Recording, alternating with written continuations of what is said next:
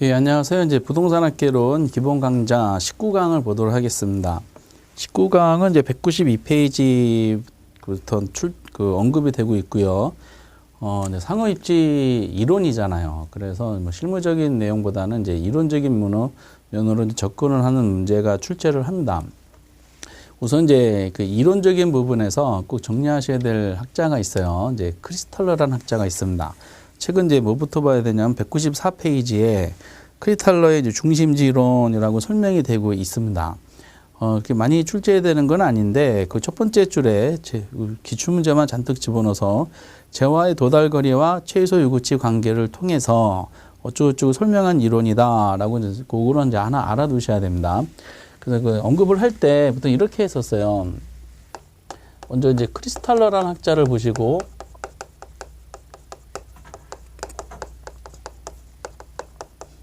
중심지 이론 이렇게 이제 표현하게 됩니다. 여기서 이제 상호협진을 쓰는 용어들에 대한 기본적인 개념 정립이 있습니다. 크리스탈러의 중심지는 거기 첫 번째 줄에 나온 것처럼 이제 먼저 크리스탈러의 중심지론이라 한 이유가 크리스탈러란 분은 중심지가 어떠한 과정을 통해 형성되는지 형성 과정에 대해서 논한 이론입니다. 그래서 원형에서부터 출발해서 이제 정육각형형으로 이루어지는 과정인데 이 중심지 형성 과정은 질문하지 않아요. 너무 어려워가지고 그렇습니다. 형성 과정을 설명할 때 이분은 이제 최소 요구치하고 재화의 도달거리라는 말을 썼어요. 번역을 보통 이렇게 하고 있어요. 도달거리 또는 도달범위라 그럽니다. 요구한 관계를 설명한 이론을 우리가 이제 크리스탈러의 중심지론이다라고 언급을 하게 됩니다. 그때 쓰는 용어들을 잠깐 보면은 먼저 이제 중심지란 이론이다 보니까 중심지가 무슨 뜻인지에 대한 뭐 당연한 개념 정립이 있겠죠. 이 중심지라는 개념은 설명은 잘 안 되어 있는데 중심지라는 것은 거기 오른쪽에 약간 이제 언급이 되고 있어요. 그러니까 이제 중심지라는 것은 크리스탈러라는 학자가 쓴 책을 번역을 하면은 서로 다른 재화를 판매하는 점포들이 밀집되어 있는 장소 이렇게 표현합니다. 그러니까 이거를 그냥 간단하게 논하면 중심지라는 것은 점포가 있는 곳이야. 점포들이 모여 있는 곳. 요런 곳을 이제 계층별로 논했었죠. 그래서 그 중심지가 많이 모여 있으면 고차 중심지, 서울 명동 같은 경우가 해당이 됩니다. 그리고 이제 중심지가 점포들이 적게 있는 것, 저차 중심지, 아파트 단지 내 상가 생각하시면 되겠어요. 이거 좀 계층별로 논했고, 중심지가 하는 역할은 뭐냐라는 내용을 펼칠 때 배후 지역의 재화나 서비스, 재화가 유형의 상품이고 서비스가 무형의 상품이라고 논했었죠. 배후 지역의 재화나 서비스를 제공하는 거.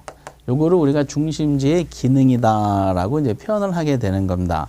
중심지 개념은 이렇고 기능은 이렇게 됩니다. 결과적으로 중심지라는 것은 그 점포가 있는 곳을 말하고 하는 역할은 물건 파는 장소라는 뜻이에요. 결과적으로 이게 경제학에서는 이제 시장이 되는 겁니다. 시장 지역 이렇게 표현하기도 해요. 그 중심지 이렇게 해놓고 두 번째는 이제 어디에 판다 그러면 배후 지역에 판다 그랬어요. 배후지가 또 무슨 뜻이냐라는 거죠. 그 배후지를 같은 말로 상권이다라는 얘기를 많이 합니다. 그 배후지라는 것은 고객 있죠, 소비자. 고객들이 존재하는 곳을 배후지다라고 설명을 하게 됩니다. 그러니까 점포 있는 곳은 중심지고 고객이 있는 곳은 배후지가 되는 것이야, 이렇게. 그럼 이제 배후지 개념을 설명할 때는 또 이렇게도 시험에 나온 적도 있어요. 배후지라는 것은 중심지의 매출액 있죠? 중심지의 매출액을 결정해주는 공간적인 권역을 말한다 또는 구역을 말한다 이렇게 표현했었어요. 어차피 중심지의 매출을 결정하는 것은 배후지에 있는 손님들이 이제 결정할 거 아니에요. 그래서 소비자가 있는 곳이 이제 배후지고 중심지의 매출액을 결정해주는 공간적인 구역. 이것도 배후지 개념이 되는 겁니다. 요거에 대해서는 약간 우리 책에 보면 앞에 192페이지에 상권이라고 설명이 되고 있어요. 거기 첫 번째 줄에 나왔죠. 점포의 매출액에 발생하는 구역을 정의하는 공간 개념이다. 그러니까 말씀드렸던 그 개념 그대로입니다. 이렇게. 옛날에 이제 이 배후지, 즉 상권이 대해서 약간 지문이 나온 경우가 있어요. 거기 보면은 이제 뭐 상권의 뭐 규모, 그 상권의 규모라고 해가지고 동그라미 이제 1번하고 2번이라고 나오는데 이게 나름대로 의미가 있는데 이 부분이 설명이 좀 약하게 되어 있습니다. 그래서 요거는 문제를 통해 나중에 별도로 정리 한번 해보도록 하고, 밑에 상권의 조건, 그러니까 배우지의 조건에 대해서 언급한 적이 있었고요. 밑에 상권의 범위, 즉 배우지에 대한 변화에 대한 설명입니다. 그럼 그 구도상 말씀드릴게. 상식적인 말이야. 좋은 배우지가 되려면은 어떻게 돼? 인구가 많은 게 좋아, 우선은. 그리고 배우지에 있는 고객들의 소득 수준 높은 게 좋고요. 그리고 내 점포를 이용하는 통행 인구가 많으면 좋아. 그러니까 인구가 많고 통행 인구가 많고 소득이 높으면은 좋은 배우지다라는 겁니다. 우리가 상권 분석할 때, 즉 배우지 분석할 때는 또 하나 중요한 것은 현재 배우지뿐만 아니라 미래 배우지도 조사를 해야 됩니다. 현재 배우지는 중심지에는 점포 있죠. 점포의 현재 매출액을 결정해주는 구역이 되고, 장래 배우지라는 것은 미래 매출을 결정해주는 구역이 되는 겁니다. 그리고 이제 상식적인 말이야. 그 배우지는 고정적이냐? 아니죠. 배우지는 끊임없이 변하는 가변적입니다. 가변적 유동적. 근데 배우지는 변한다는 거야. 근데 변한다는 거를 두 가지 방향으로 냈어요. 배우지가 확장이 되는 경우가 있어요. 그때 대표적으로 교통수단 가지고 있어요. 교통수단이 발달하면은 배우지가 확장이 되고요. 배우지가 축소되는 경우도 있습니다. 배우지가 축소되는 경우는 배우지하고 중심지 사이에 경쟁 점포가 존재하는 경우야. 그럼 배우지가 차단이 되거든요. 그러면 배우지는 그래서 확장이 되는 경우도 있고 축소가 되는 경우도 있다. 우리가 이제 많이 주변에서 관찰하고 있는 내용들이에요. 그래서 배우지는 끊임없이 변한다는 가변적이다라는 논리입니다. 근데 이러한 기본적인 내용들을 시험에 요즘에 잘 내지는 않고요. 중심지란 말하고 배우지란 말은 당연히 알고 있겠지라고 가정을 해요. 오른쪽에 상권을 측정하는 방법 193페이지 나온 것은 안 보셔도 돼요. 그 상권을 상권을 구획하는 방법에 대한 논리는 그 공간 독점법하고 시장 침투법, 분산의 접근법이라 했는데 딱 지문 한 번밖에 안 나왔어요. 그중에 굳이 보시려면 공간 독점법하고 분산시장 접근법을 이제 체크만 하시 바랍니다. 공간 독점법은 배우지에 대해서 독점권을 인정해 주는 거예요. 주로 거리 제한을 두는 업종이라든지 면허가 필요한 업종들은 그 업종에 대한 독점권을 허용해 주는 것이죠. 그래서 편의점 같이 거리 제한을 두는 업종. 근데 이게 유언 판결 나가지고 요즘에는 그런 게 없어졌죠. 어쨌든 이런 면허가 필요한 뭐 자동차 운송수단, 운송업체처럼 뭐 이런 것처럼 논하는 것이고, 분산시장 접근법은 배우지를 나누는 거죠. 나눌 때 특정 그 소비 계층을 대상하는 거죠. 그 고급 가구점이라고 생각하시면 돼요. 거기 뭐 특정 수요 계층을 대상으로 하는 고급 가구점. 고급 가구점을 운영하는 그 점포들은 아무데나 집어넣으면 안 되죠. 배우지를 나눴을 때, 고급 가구점을 구매할 수 있는 능력을 갖춘 지역이 있을 거 아니야. 거기랑 접근성이 용이한 데다 점포를 입지하는 게 좋다라는 상식적인 말입니다. 그래서 두 가지, 공간 독점법하고 분산 접근법에 대한 구분만 잠깐 해주시면 되실 것 같아요. 거의 출제되지 않기 때문에. 그러고 나서 이제 퀴탈러에 대한 내용을 195페이지 다시 돌아오시면은 거기 방가려분의 중심지의 성립 조건이 있죠. 그걸 논한 겁니다. 그러면은 이제 여기서 용어를 계속 하고 있는데, 그러면 퀴탈러라는 사람은 최소 요구치하고 재화의 도달거리 간의 관계를 설명한 이론이잖아요. 그럼 최소 요구치가 뭐냐라는 개념 정립이 필요하겠지. 그렇죠? 이거를 이제 어떻게 할까 하다가 최소 요구치는 점포가 익숙하니까 한 개의 점포가 있습니다. 한 개의 점포를 운영하기 위한 최소한이야. 그래서 최소 요구치, 최소한의 고객 수를 말합니다. 또는 고객 수니까 최소한의 수요 수준 또는 최소한의 판매 수준을 우리가 최소 요구치라 그래. 그래서 그 점포들은 최소 요구치 규모 정도는 벌여야 돼. 최소 요구치 규모라는 것은 손익분기점으로서 정상 이윤을 얻을 수 있는 이제 범위를 말합니다. 그리고 이제 네 번째가 이제 재화의 도달거래예요. 그러면은 배우지에 있는 고객이 중심지가 향유하는 이런 기능을 우리가 얻으려면은 결국 배우지에 있는 고객이 중심지까지 가야 돼요.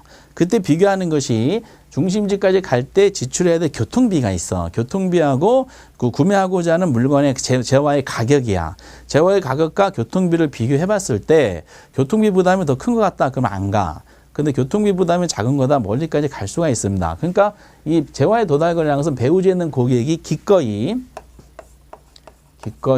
배우지는 고객이야 생략했어요. 배우지는 고객이 기꺼이 교통비를 지불하면서 도달할 용의가 있는 최대한의 거리 최대한의 거리를 우리는 뭐라 그런다? 이거를 재화의 도달거리다라고 얘기하는 거죠. 그러니까 최소 요구치는 다시 하나의 점포를 운용하기 위한 최소한의 고객수고, 그리고 이제 재화의 도달거리는 배우지에 있는 고객 입장에서 점포까지 갈 때 지불해야 될 교통비를 지불하면서 도달할 용의가 있는 최대한의 거리야. 이 재화의 도달거리가 물건마다 똑같을 수는 없겠죠. 보석품을 구매하고 인생에 결혼하기 위해서 만약에 반지 하나 산다. 그 구매하고자 하는 이제 그 도달거리하고 담배 한 갑 사기 위한 도달거리는 분명한 차이가 있습니다. 그러면 이제 크리탈러라는 사람은 이 두 가지 관계를 설명한 이론이잖아요. 이 두 가지 관계가 이제 뭐를 말하냐면은 중심지의 성립 조건을 말하는 겁니다. 책에 이게 박스 안에 설명이 되어 있어요. 중심지의 성립이 조건, 성립이 되려면은 어떻게 되느냐? 반드시 재화의 도달거리가 최소 요구치보다 커야 됩니다. 이건 반드시야.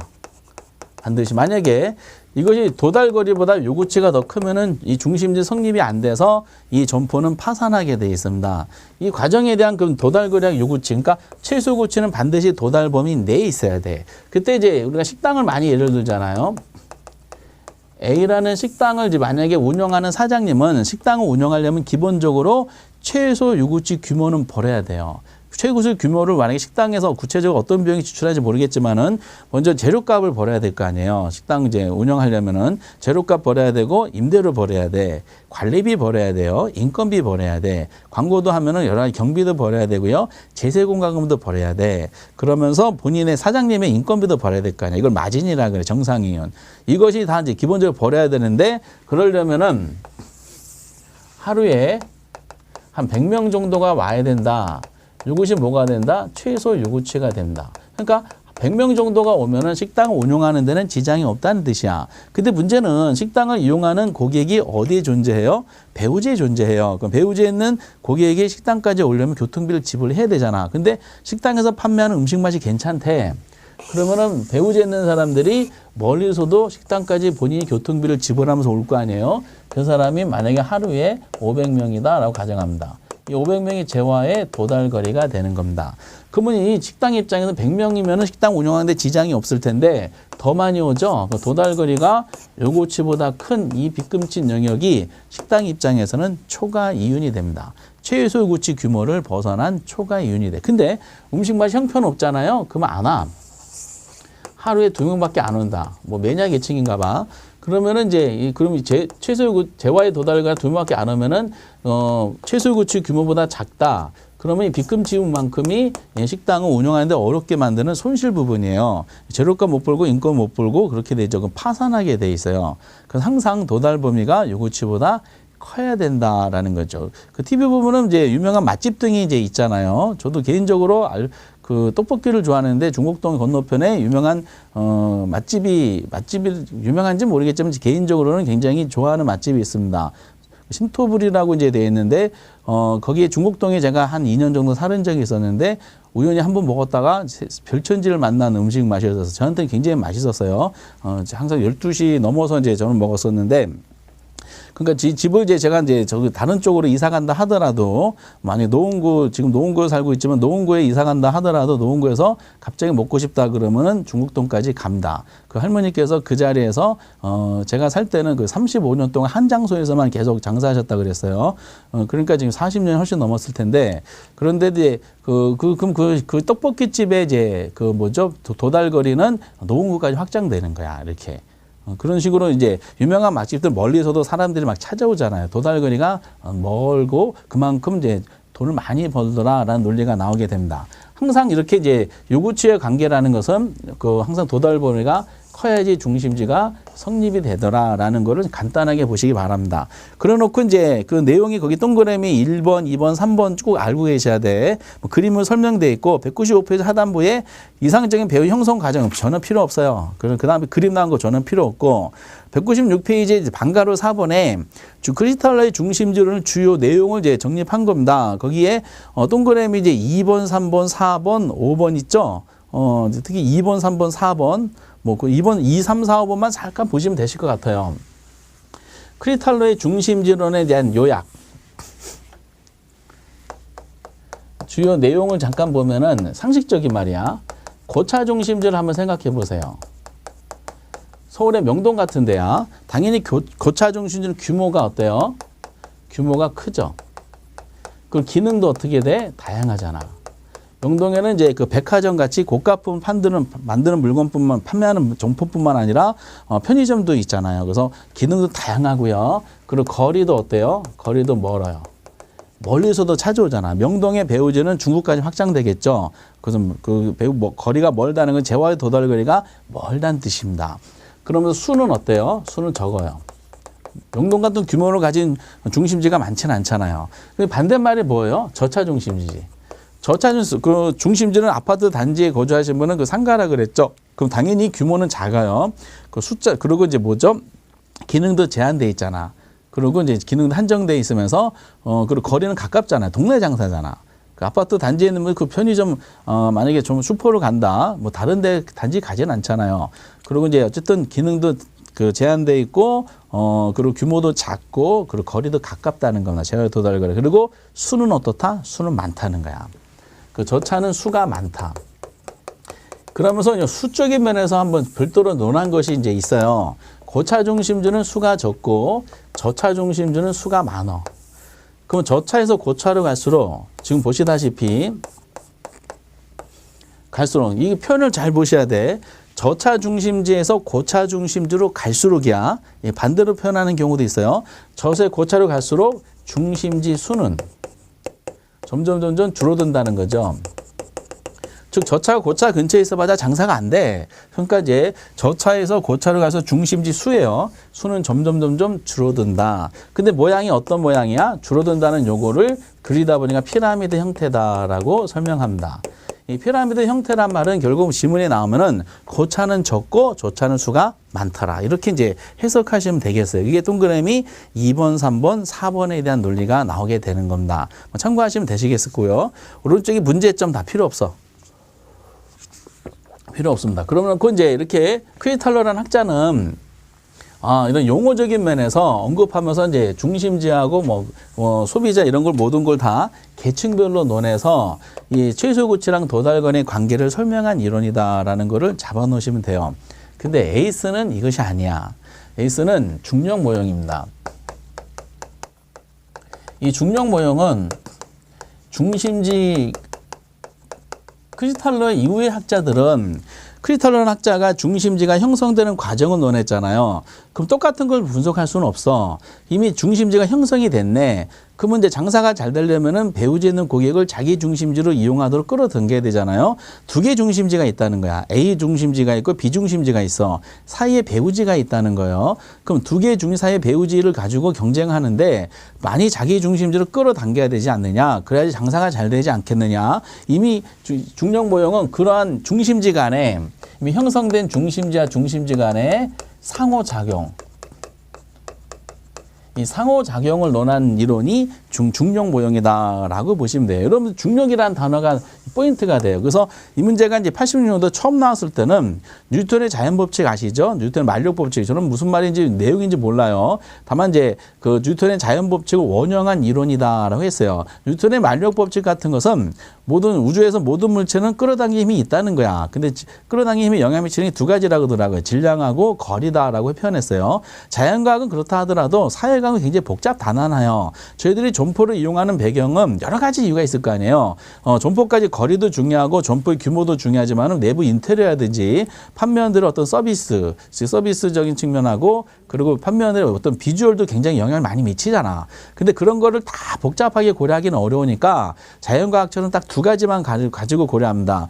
배우지에 있는 소비자들이 중심지는 점포까지 이용하는 데 있어서 점포의 크기하고 거리만 가지고 논하는 이론이 중력 모형이에요. 단순한 겁니다. 그러다 보니까 중력 모형에서 가장 중요한 단어가 뭐냐면은 유인력이야. 이 인자는 끌어당길 인자거든요. 그래서 모든 점포는 배우지에 있는 고객을 대상으로 끌어당기는 힘이 있더라라는 논리입니다. 그 29회 때는 이제 오랜만에 지문이 나왔을 때 여기서 정답이 나왔었어요. 뭐 내용도 들어가지도 않았었어요. 유인력에 대해서 표현할 때는 이런 식으로 표현해요. 크기 있죠, 크기. 크기가 클수록 유인력은 어떻다? 커진다라고 표현하죠. 당연히 그럴 거 아니야. 점포에 이제 중소 슈퍼마켓만 있는 장소에다가 대형마트가 들어섰다. 왠지 모르게 글로 끌려가잖아요. 그리고 이제 거리 있죠, 거리. 거리가 멀수록 어떻다? 유인력은 작아진다. 라는 이제 상식적인 말입니다. 이거를 이제 관계를 한번 따져볼까요? 그럼 크기하고 볼까? 크기가 커질수록 유인력도 커진다 그러니까 방향이 같죠. 이 동일 방향으로 움직인다는 것을 우리가 비례라 그래요. 비례는 동일 방향이라는 뜻이야. 거리가 멀어질수록 유인력은 작아지지. 그러니까 거리하고 유인력은 어떻다? 반대 방향이니까 반비례다라고 얘기하는 겁니다. 이거를 우리는 공식화시키는 거야. 공식화시켜서 나온 것이 유인력에 대한 공식이죠. 유인력 공식 우리가 비례 관계를 논할 때 결과물에 대해서 영향 미치는 독립변수를 분모 분자 두 개를 잡았을 때 비례 관계는 항상 우에다 갖다 놔야 되잖아요. 크기를 우에다 갖다 놓는 거야.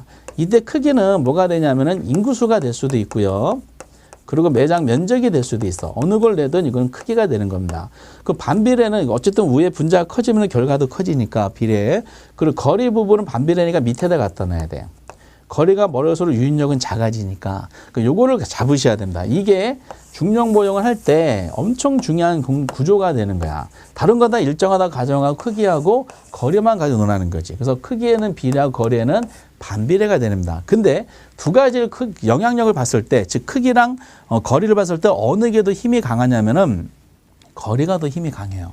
그래서 크기는 비례지만은 거리는 그냥 반비례가 아니라 거리의 제곱의 반비례가 되는 겁니다.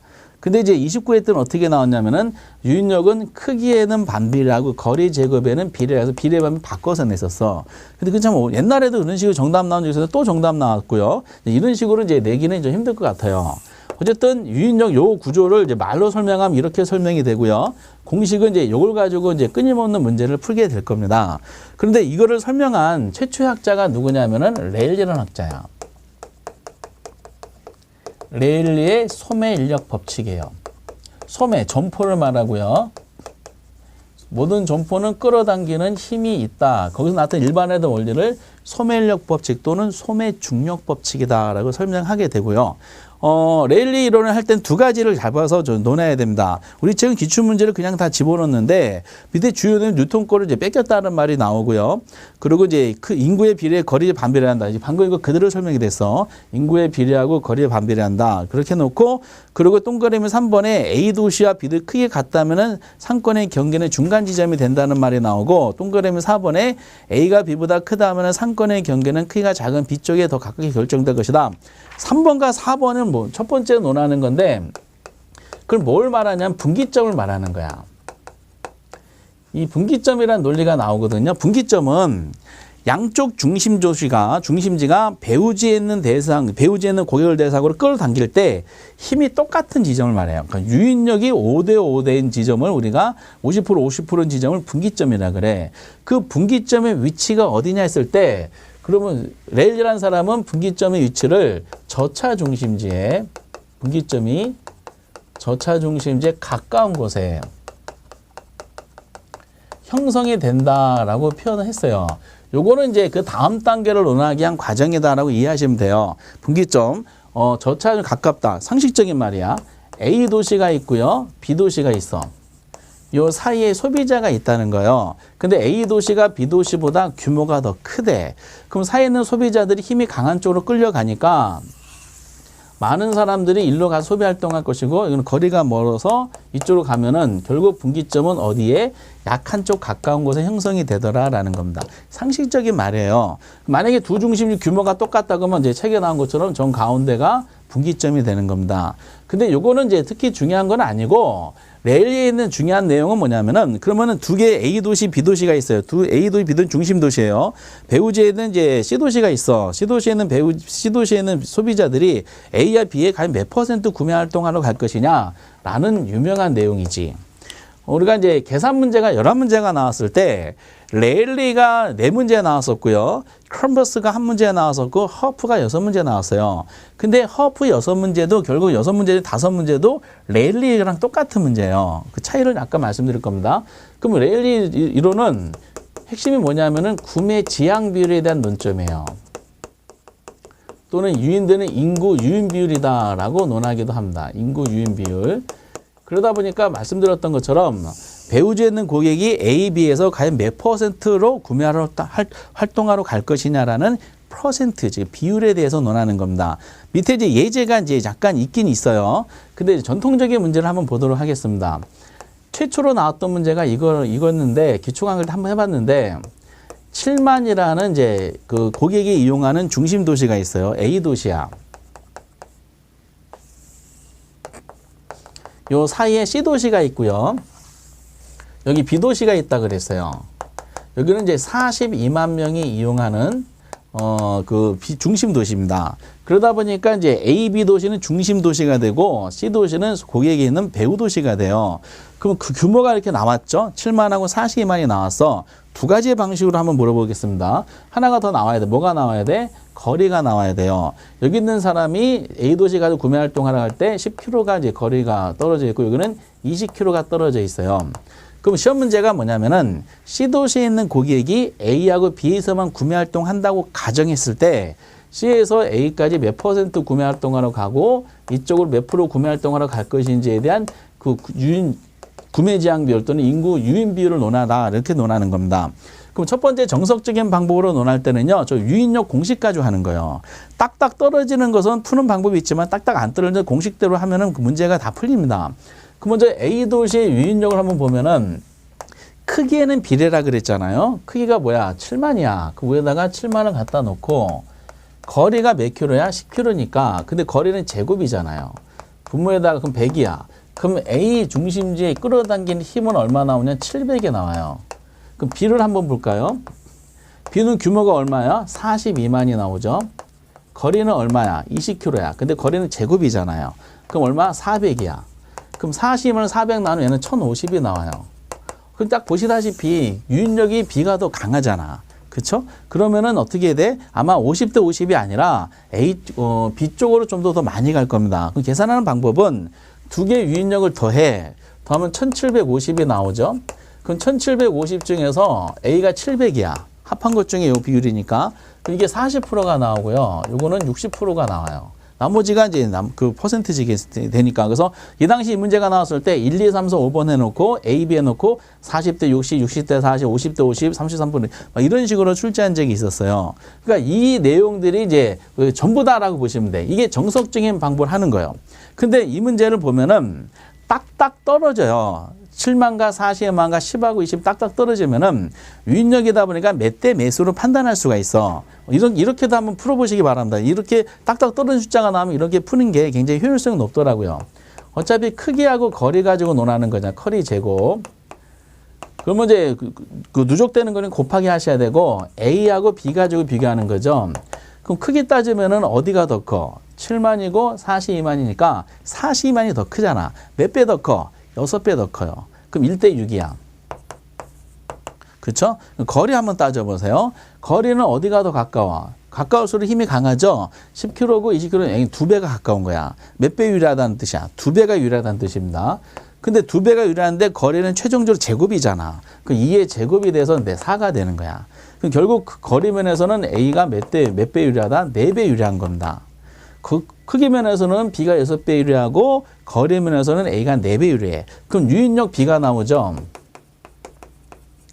그럼 곱하기 하는 거니까 이건 4대 6이 나오는 겁니다. 그럼 4대 6이란 말은 두 개를 합치면 배우 요 사이에 몇 명 있다고 가정하는 거야? 10명 있다고 가정하는 거지. 4대 6이니까. 그 10명 중에 4명이 A로 오니까 이게 40%고 여기가 6명이 오니까 60%가 이제 나오게 되는 겁니다. 그래서 그림이 주어지면 딱딱 해가지고 몇 대 몇 해서 이제 금방금방 풀게 해주는 경우가 자주 있어요. 이렇게.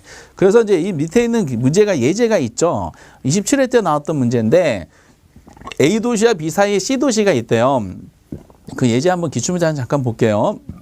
그 보시다시피 레일리 레일리 거구나. C 도시에서 A, B에서 구매 활동할 때 유인되는 인구 규모가 몇 명이냐고 따져봤어요.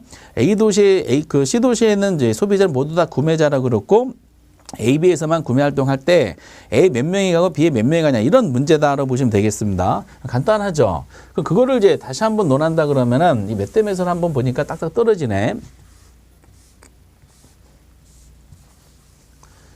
여기가 이제 A, B가 있는데 그 규모를 보니까 A 도시 인구는 얼마예요? 40만이야.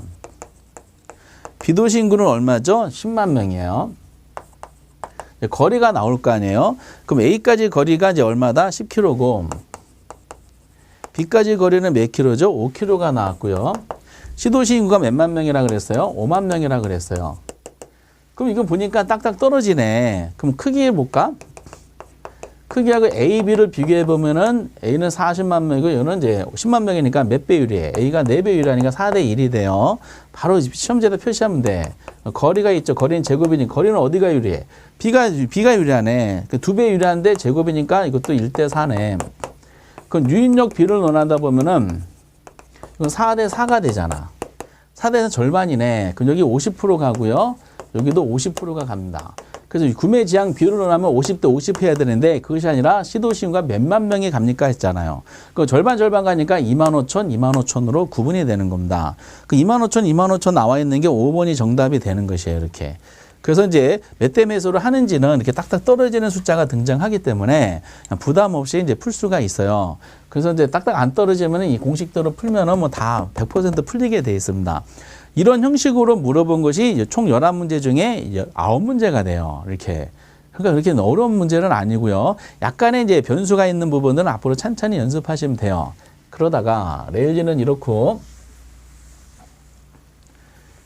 지워버리고 그러다가 이제 그 다음 학자가 등장합니다. 세 번째가 이제 오른쪽에 보면 컨버스라는 학자가 있어요. 컨버스는 뭐냐면은 수정 소매 인력 법칙입니다.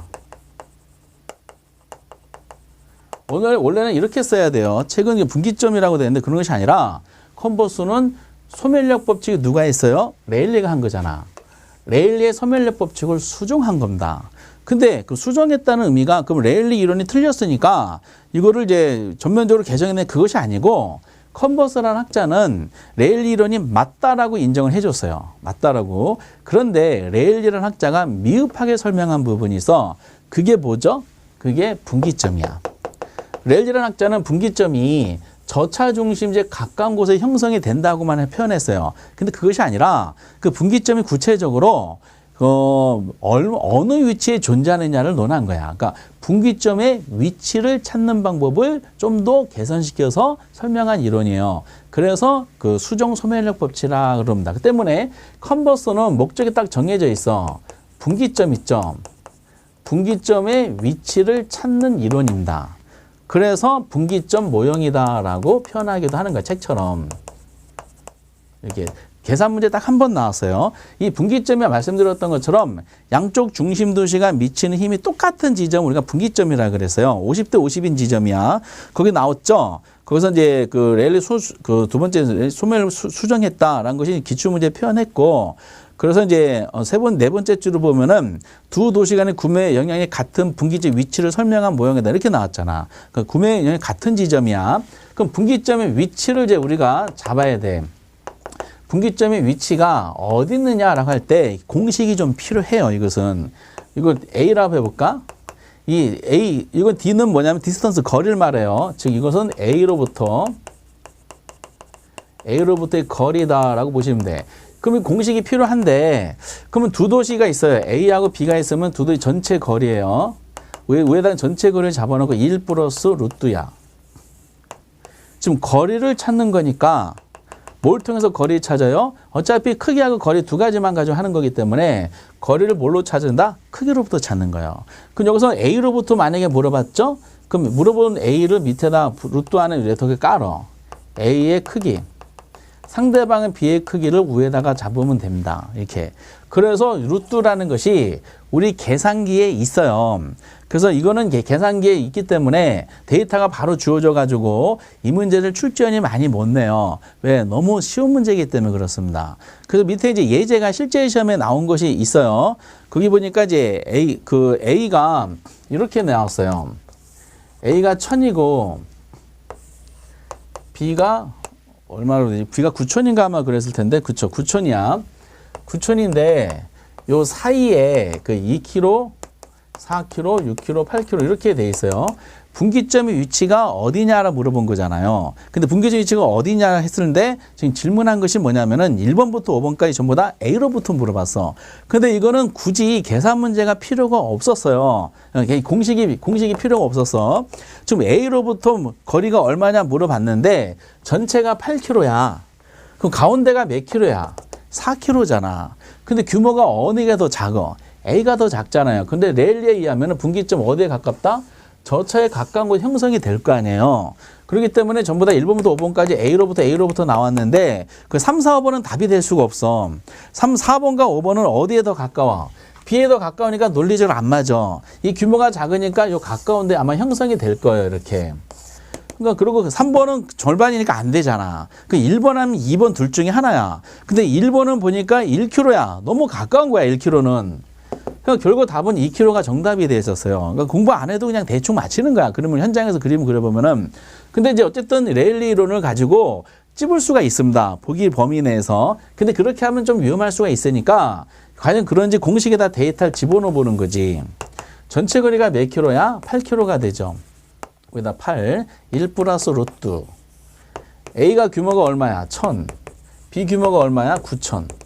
그럼 이게 루트 하는 9가 돼요. 그 루트 9를 누가 풀어줘? 계산기가 풀어줘요. 여러분들 9 누르고 루트 치면 3이 나와. 그럼 1 더하기 3이니까 얼마 나와? 분모는 4가 나오잖아. 그러면 이제 8을 4로 나누면은 2kg가 나오게 되는 겁니다. 이렇게. 뭐 이 정도가 기본 모델이고요. 이거 약간 변형시킬 수 있는 예문도 있어요. 근데 그 변형되는 것은 요걸 베이스로 깔아놓고 하면 되고, 그 계산 문제 형식은 이제 여러분들 별도의 계산 문제를 우리가 수업을 할 때 그때 이제 건드려 주시면 될 것 같습니다. 그래서 이제 제일 적게 나올 수밖에 없는 문제가 캔버스 이론이다라는 거죠. 그런 다음에 이거를 이제 종결자가 등장해요. 우리 시험에는 종결자인데 네 번째가 허프 이론이 나옵니다. 허프의 확률 모형입니다. 허프, 확률 모형. 허프라는 학자가 이제 그 다음 페이지, 200페이지 보면 설명이 되고 있는데, 허프는 이제, 거기 네 번 확률 모형에다 해놓고, 그 동그라미, 그 200페이지의 그 확률 모형 바로 밑에 세 번째 줄에 보시면은, 대도시의 쇼핑 패턴을 결정하는 이제 모형으로 이렇게 설명이 되어 있잖아요. 허프는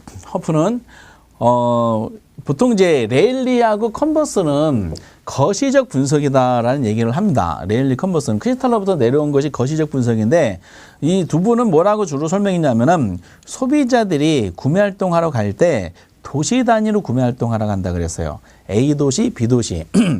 근데 도시 규모가 커졌어. 대도시야, 대도시. 허프는 대도시 내에 소비자들의 소비 행태를 논한 이론이에요.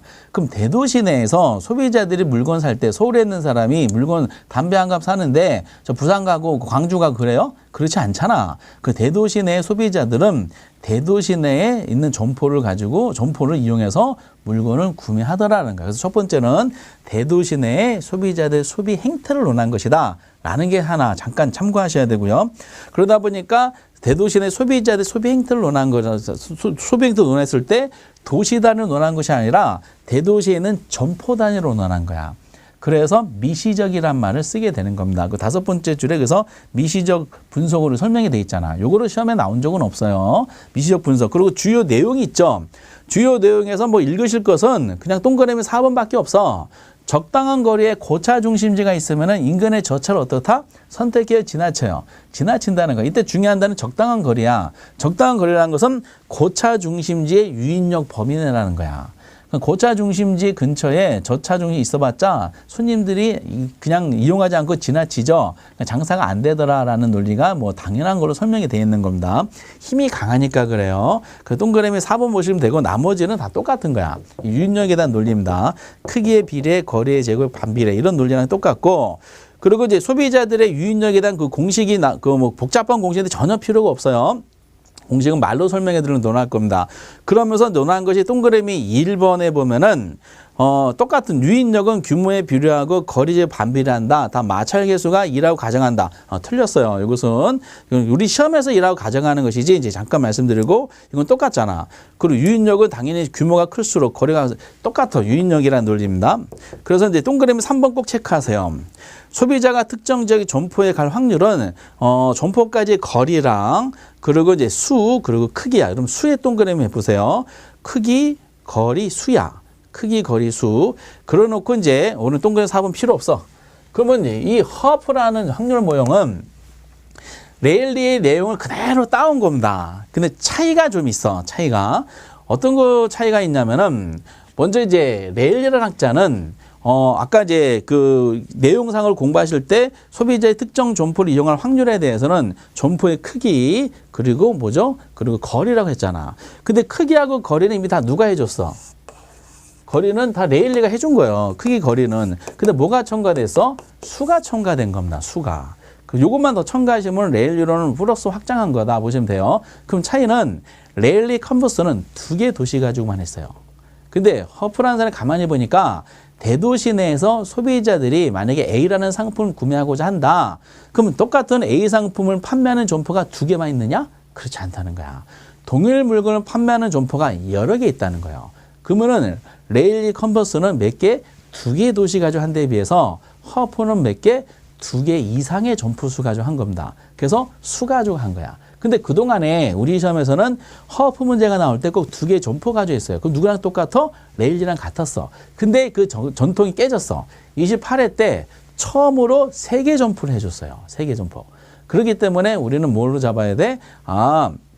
이제는 허프 문제 나올 때는 2개 말고 3개까지 나올 수도 있겠구나라는 항상 가능성을 열어주셔야 됩니다. 그 첫 번째 차이는 그 수.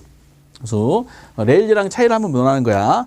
레일리라는 학자는 도시 단위로 구매한다 그래서 거시적 분석이고, 아니다, 허프는 대도시 내 점포 단위로 구매한다 그래서 미시적 분석이고요.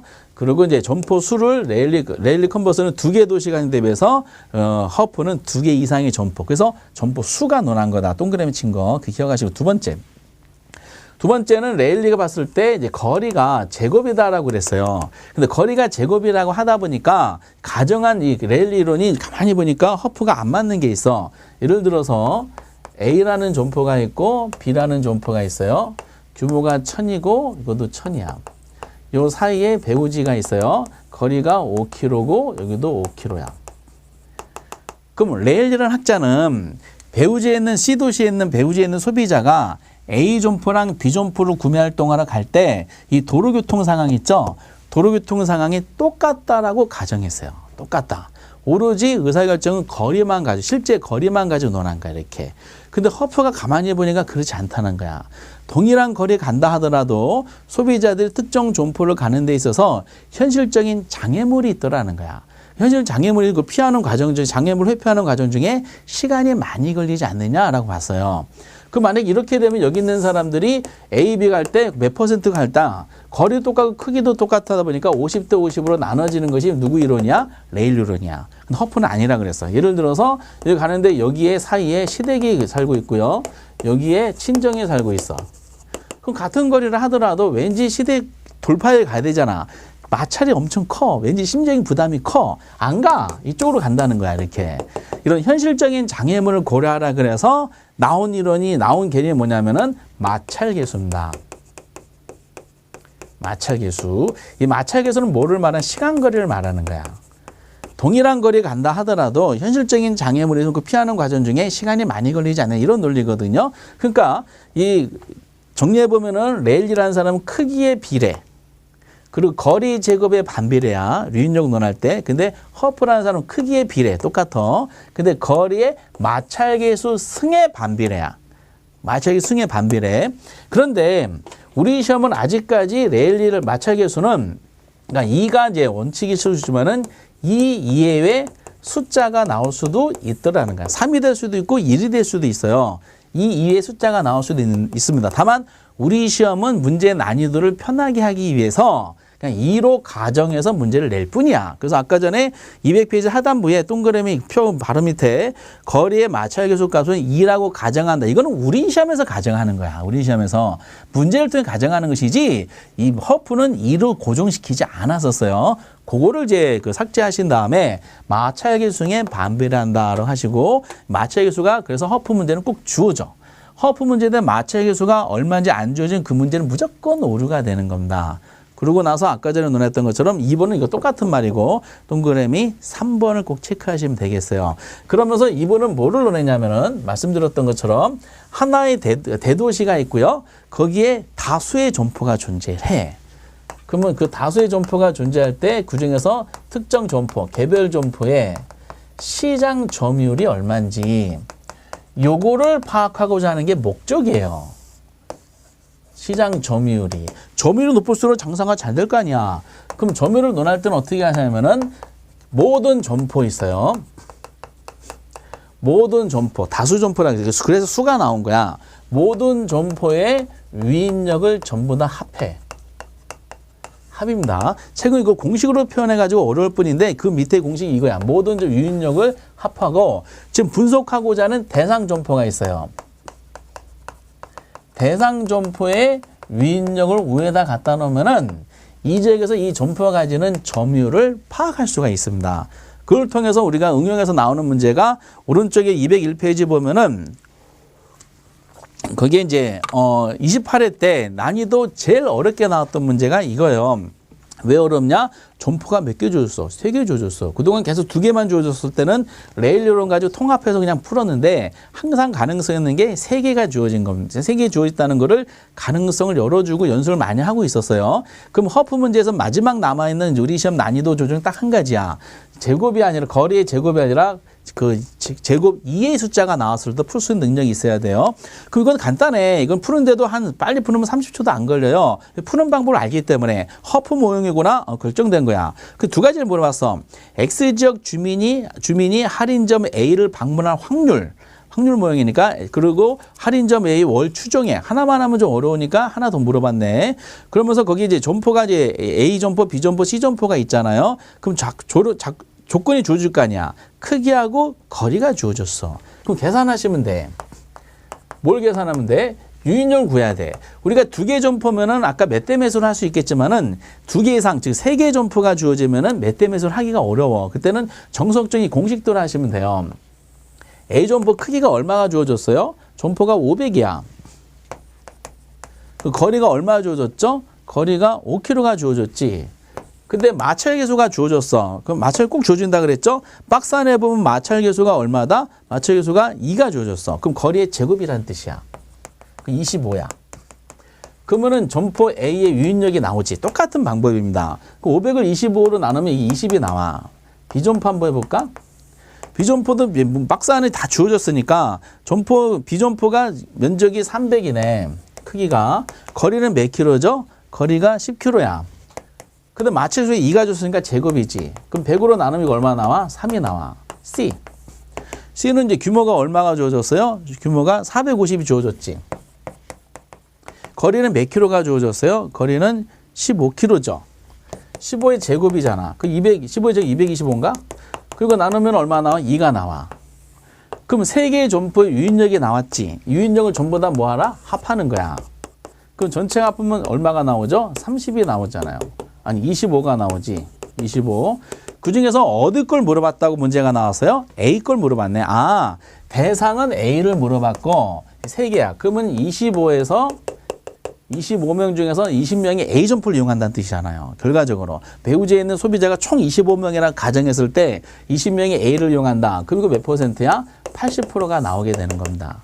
80%야, 80%. 그러면은 이제 A 점포가 가지는 점유율이 얼마냐? 시장 점유 논하는 목적이니까. 그럼 80%가 먼저 나와야 돼. 80%가 1번, 2번 두 가지가 있잖아요. 1, 2번 중에 하나야. 근데 이것만 물어봤던 옛날 문제도 있지만은 지금 질문이 하나 더 물어봤죠? 그러면 방문할 확률과 할인점 A 월 추정액을 이거 추정 그냥 하면 돼. 배우지에 그 박스 안에 나왔잖아요. 주민이 몇 명이야? 4,000명이야. 근데 그 1인당 월 할인점 소비액이 얼마죠? 35만 원이야. 그러면 35만 원에다가 뭐 하면 돼요? 4,000명 곱하면 되잖아요. 4, 5, 20, 4, 30이니까 얼마 나와? 14억에 나오잖아요. 그럼 14억 중에서 14억이 총 배우지에 있는 사람이 지출하는 총 그 지출액이 14억에서 80%를 A 점포가 차지하죠. 그럼 8, 4, 32, 8일은 8이니까 11억 2천만 원이 답이 되는 겁니다. 이건 부수적으로 나오게 돼 있는 거예요. 중요한 것은 이 80%라는 숫자가 어떻게 나오는지 확인하는 겁니다. 이렇게. 그래서 이게 이제 올해도 이제 30회도 나올 문제지만은 이 중력 모형에 대해서는요, 항상 요 공식을 엄청 중요한 거예요. 유인력에 대해서 크기에 비례 거리식을 반비례한다. 허프로 넘어간 마찰계수라는 거에 반비례한다라고 설명이 되면서 항상 누구 걸 기본 모델을 한다? 레일리 걸 기본 모델을 하셔야 돼. 레일리 걸 하다 보면은 허프는 만약에 허프도 2개 점포 나오면 레일리 방식들은 그냥 풀 수가 있어요. 근데 2개 이상, 혹시 3개가 나오면은, 즉 기출문제 28회 때 나오면은 이 방식대로 다 개별적으로 유인력을 구한 다음에 합한 거분에 질문하고 있는 점포 유인력 위에다 갖다 놓으면 해결이 된다라고 보시면 돼요. 그래서 이제 결국 3인방이죠. 레일리, 컨버스, 허프. 이 3명에 대해서 출제원들이 집중적으로 출제합니다. 꼭 체크해 놓으셔야 되고요. 밑에 넬슨 안 보셔도 돼. 한 번도 나온 적이 없어. 후보 필요 없어. 한 번도 나온 적이 없습니다. 추가적으로 보는 것이 이제 202페이지 점포 유형에 나와요. 점포 유형목 집심성, 집재성, 산재성, 국부적이 있죠. 구별만 잠깐 하시면 돼요. 매우 드물게 나옵니다. 이게 초창기 때는 좀 나왔었거든요. 부수적으로 이게 크리탈러, 레일리, 컨버스, 허프 이 4명이 상어 입주론 문제의 거의 90%야. 여러분들이 생각하실 때. 그리고 이거 말고는 나머지는 10% 미만에 해당된다 보시면 돼요. 10% 미만 중에 그나마 과거에 좀 언급했던 것이 202페이지면 공간균비 원리했다는 점포를 나눈 거예요. 거기 4가지 점포가 있어요. 참고만 하시기 바랍니다. 참고가 아니라 요 정도만 아시면 돼. 이건 이제 지워버릴게요. 이제는. 나머지 10% 미만 중에 그나마 이게 출제되는데 공간균비 원리에 따른 점포의 유형이야. 어차피 이제 간단하게 나옵니다. 먼저 집심성 점포부터 공부하셔야 돼요. 집심이야, 집심. 이거는 점포가 어디 있는 게 유리하다? 배우지의 중심지에 위치하는 게 유리하다는가. 그럼 배우지의 중심지에 있다는 것은 땅값이 비싸잖아. 공통 접근성이니까. 그래서 주로 이제 비싼 물건 판매하는 점포들 여기 해당이 돼. 전문 품종 같은 거에서 귀금속점이라든지 그리고 이제 고급 의류점, 고급 식당 이런 것들이 여기 해당이 돼. 그리고 규모가 큰 거, 도매점하고 백화점 같은 게 여기 해당이 돼. 이것이 집심성이고 요것만 별도로 이제 논하시면 돼. 우리 시험에서는 그 예에 해당되는 것이 같이 출제를 하기 때문에 그래요. 나머지 3가지는 똑같이 보셔야 돼요. 집재성 점포가 있고 산재성 점포가 있고 그리고 국부적 집중성 점포가 있어요. 이 3가지를 같이 공부하셔야 되냐면 3가지는 공통점이 있기 때문에 그래요. 3가지는 동종업종이야. 동종업종끼리 한 곳에 있는 게 유리한 거. 이게 뭐다? 집재성 점포야. 거기 얘가 몇 가지 나오잖아. 우리 시험에 가장 많이 나왔던 얘가 가구점이야. 가구단지 있잖아요. 그리고 금융기관 같은 거. 공공기관 같은 거 한 곳에 모여 있잖아요. 이런 등등등이 이제 뭐죠? 집재성 점포가 되는 겁니다. 그리고 이제 산재성포는 분산 유치에 유리한 거. 주로 싼 물건을 판매하는 점포들이라서 잡화점 같은 거. 제일 많이 나오는 게 잡화점이죠. 옛날에 어물점도 나왔었고요. 그거 거기 나왔죠? 굳이 적어둘 필요 없을 정도야. 미용실, 세탁소, 이발소 이런 것들이 과거에 출제했었어요.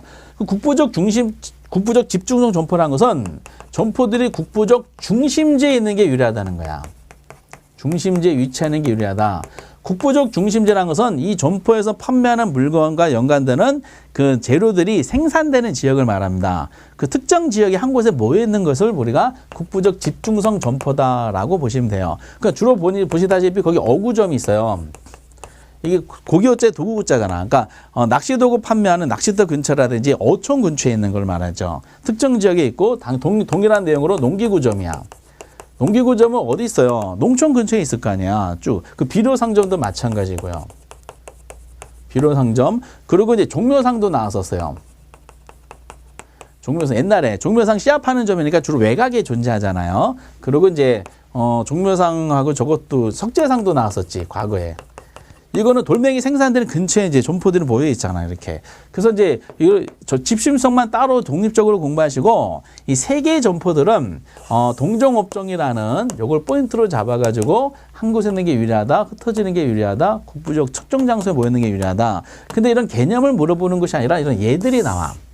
그러니까 뭐뭐뭐는 무슨 점포에 해당한다라는 식으로 표현하기 때문에 그렇게 이제 근데 그 예들이 이제 어떤 건 중복되는 경우도 있어요. 그래서 예를 들어서 이제 종로 3가에 보면은 이제 뭐죠? 이제 그 보석상이 있잖아. 보석상. 근데 그 보석상은 도매 보석상이잖아요. 그 집신성 점포에 해당이 되는 동시에 같은 업종이 쭉 모여 있다 보니까 동시에 집재성 점포도 해당이 됩니다. 그래서 우리는 이제 한 가지 경우만 이렇게 물어보죠. 기금속점은 집재성 점포에 해당된다. 뭐 이런 식으로 표현하는 것이 있어요. 뭐 신당동 떡볶이집 같은 경우는 한 업종이 다 모여 있다 보니까 그 집재성 점포에 해당이 되는 걸로 대표적으로 듭니다. 이렇게. 그래서 이제 우리는 뭐 아주 어려운 것보다는 이런 대표적으로 이제 몇 가지 예를 들어 가지고 이 점포에 대한 내용을 맞는가 안 맞는가를 약간 확인하는 식으로 출제합니다. 그래서 크리스탈러, 레일리, 컨버스, 헐프 이렇게 이제 이 네 명을 논하다 보면은 90% 이상이 해결됐고, 그리고 공간급여의 네 가지 점포까지 이해하시면은 99%가 해결이 된 거예요. 나머지 1%는 미세한 부분에서 출제가 됩니다. 그럼 문제 예를 들어서 나중에 공부하시면 돼요. 그리고 204페이지 보면 매장형 부동 부지 선정이 있죠. 보지 마세요. 시험범에서 사실상 이제 탈락된 부분이다라고 보시면 되겠어요. 보지 마세요. 이렇게. 그러놓고 이제 그리고 206페이지는 주거 입지가 나오죠? 보지 마세요. 오른쪽에 최적 주거 입지라고 나와 있는 내용은 현실적으로 안 맞는 내용이야. 그래서 보지 마시기 바랍니다. 특정 교수님 책에 나온 건데 한 번도 출제된 적이 없어요. 뭔가 이유가 있으니까 출제 안 했을 거 아니에요. 그래서 이제 이거 보지 마세요. 그래서 입지론은 상어 입지론하고 이게 중심으로 논하고 공입지론이 나오느냐 안 나오느냐 확률적인 게임인데 안 나오는 경우가 많이 있다. 해놓고 입지론은 상어 입지론 핵심으로 정리하시기 바랍니다. 그럼 전체를 한번 볼게요. 그러면 이제 인력공단에서 제시된 이제 시험범위 목차가 제1표는 부동산 학의 총론이에요. 그래서 부동산 학이 뭐지? 부동산 개념, 토지 용어, 특성을 논했었어요. 그리고 두 번째 목차가 부동산 경제론이야. 경제론의 에이스는 수요 공급이에요. 수요 공급하고 이제 경기 변동이 부수적으로 들어가고 경기 변동할 때 거미집 이론 포함입니다. 근데 거미집 이론 안 했어요. 탄력성을 다시 한번 더 복습할 때 논하기 위해서. 세 번째가 시장론이에요. 시장론에서 여러 가지 있었죠. 첫 번째 시장의 특성, 두 번째 이제 효율적 시장, 세 번째 주택 시장, 네 번째 지대론, 다섯 번째 도시내부 구조론, 여섯 번째 입지론 중에 공허입지론, 상호입지론 했어요. 이 중에서 제일 많이 나오는 3인방이 부동산 시장의 특성하고 그리고 이제 지대론하고 그리고 상호입지론이 제일 많이 나와. 그리고 이제 부동산의 특성을 설명하기 위한 수단으로 효율적 시장의 곁다리로 같이 묶어서 나오는 경우가 많이 있다. 이것 중에 제일 적게 나오는 것이 공허입지론하고 주택시장 이론입니다. 그 중간에 이제 도시 내부 구조론이 차지하고 있어요. 여러분들 그래서 시장의 특성하고 효율적 시장 묶어서 하나, 그리고 지대론 하나, 그리고 이제 상호입지론 하나. 그러면 여기만 하더라도 아무리 못 맞아도 세 개는 맞아요. 그런데 우리가 평균적으로 4문제인데 5문제가 최대치가 5문제니까 그럼 거의 뭐 대부분 맞는다 보시면 돼요. 그 나머지 부분도 공입지론 보시다시피 도시 내부 구조론 보시다시피 그렇게 이제 복잡한 건 없어요. 그래서 이제 맨 처음에 이 부분을 말씀드릴 때 테마별로 딱딱 나오다 보니까 투자론, 수요 공급, 그리고 이제 뭐 금융론 이런 걸 집중적으로 하다가 약간 이제 그 여백이 생겼을 때 뭐 10분, 뭐 15분, 20분 정도 할당해 가지고 시장론에 대한 테마는 오늘은 입지론 한번 볼까 이런 식으로 하나씩 확인학습식으로 정리하시는 그 전략을 삼아 가지고 시장론을 마무리 짓는 게 제일 좋습니다. 별도로 시간을 내기보다는 패키지로 주요 부분 하면서 약간 할당하는 시간으로 잊어버리지 않을 정도만 건드려 주시면 돼요. 이렇게 이제 여기까지 해놓고 그러면은 그 다음 단계가 시장론이 마무리되면은 인력공단에서는 그래 시장에 문제가 생겼다. 정부가 이걸 해결해도 들어가야 되지 않느냐? 정책론이라는 게 있어요. 그러니까 부동산 정책론은 우리 책에서는 이제 페이지 214페이지부터 나오는데 어떤 주제가 등장하는지 그 부분에 대해서 한번 이제 다음 시간에 살펴보도록 하겠습니다. 여러분들. 상호입지론 되게 중요하다 그랬어요. 잘 정리해 주시기 바랍니다. 대단히 수고하셨습니다. 감사합니다.